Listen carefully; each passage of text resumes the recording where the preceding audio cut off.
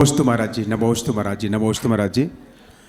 मैं डॉक्टर सुनील जैन डिंडोरी से यहाँ उपस्थित हुआ हूँ। महाराज जी, मेरी जिज्ञासा है कि हम लोग सामायिक पाठ में पढ़ते हैं कि महाकष्ट पाता जो करता, पर पदार्थ जड़ देह संयोग, मोक्ष महल का पथ है सीधा, जड़ चेतन का पूर्ण वियोग। तो हम अपनी चेतन आत्मा को जड़ पदार्थों से कैसे मुक्त करें? कृपया मार्गदर्शन देने की कृपा। बहुत अच्छा प्रश्न है। सबसे पहले हम डॉक्टर सुनील जी जैन का अभिनंदन करते हैं। आचार्य भगवंत गुरुदेव के जीवन काल में आपने करीब 30 वर्ष से ज़्यादा गुरुदेव की सेवा करने का सौभाग्य प्राप्त किया है। अमरकंटक क्षेत्र से जुड़ करके एक अद्वितीय प्रभावना में भी आपका पूरा परिवार बहुत बड़ा निमित्त बना है। डॉक्टर सुनील जी जैन डिंडोरी, ये जो प्रश्न आपके माध्यम से आया है, पर पदार्थ जड़ देह संयोग से अपने आप को कैसे दूर करने का प्रयास करें। एकत्व और विभक्ति की जो भावना होती है वो श्रावक सिर्फ भा सकता है, उसमें जी नहीं पाता। क्योंकि आचार्यों ने कहा है, पेषणी खंडनी चुल्ली उदकुंभ प्रमार्जनी, पंचसूना गृहस्थस्य तेन मोक्षम न गच्छति। तो जो गृहस्थ होता है, ये 5 पंचसूना होने के कारण कभी भी वो शुद्धोपयोग को प्राप्त नहीं कर पाता। शुद्धोपयोग को प्राप्त नहीं कर पाने पर उसकी एकत्व और विभक्ति की भावना नहीं बनती।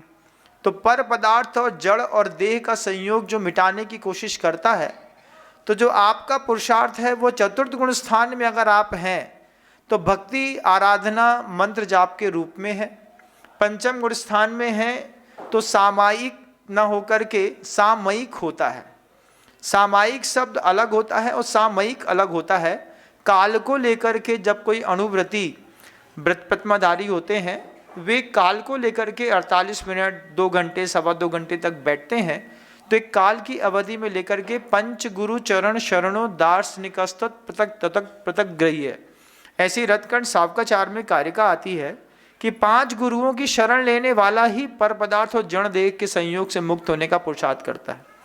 लेकिन जो मुनिराज होते हैं, जिनके पास 6वां 7वां गुण स्थान होता है, वे एकत्व विभक्ति की भावना बाते हुए ध्यानस्थ होकर के सारे परिग्रह को छोड़ करके और अपनी आत्मा के अनुभव को करने में अपने गुरु के उपदेश से प्रवीण होते हैं, जिसमें न्याय सिद्धांत आगम अभ्यास गुरु का सहयोग ये सारे समीकरण मिलते हैं।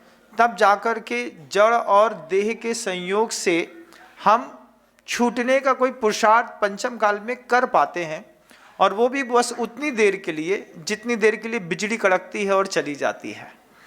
और आचार्य भगवंत से अमृतचंद जी भगवंत ने इस बात को अमृत अध्यात्म अमृत कलश में भी लिखा हुआ है कि वो इतनी पतली रेखा होती है एकत्व और विभक्ति की कि बड़े बड़े योगी भी कभी कभी देख पाते हैं। तो सामान्य गृहस्थ के लिए मुश्किल है, लेकिन सामान्य गृहस्थ उस पर श्रद्धा रखे, और श्रद्धा रखने के साथ साथ पंच गुरुओं की शरण को लेकर के अपने लिए बार बार भावना भाए कि कालांतर में मुझे भी इसका लाभ मिले।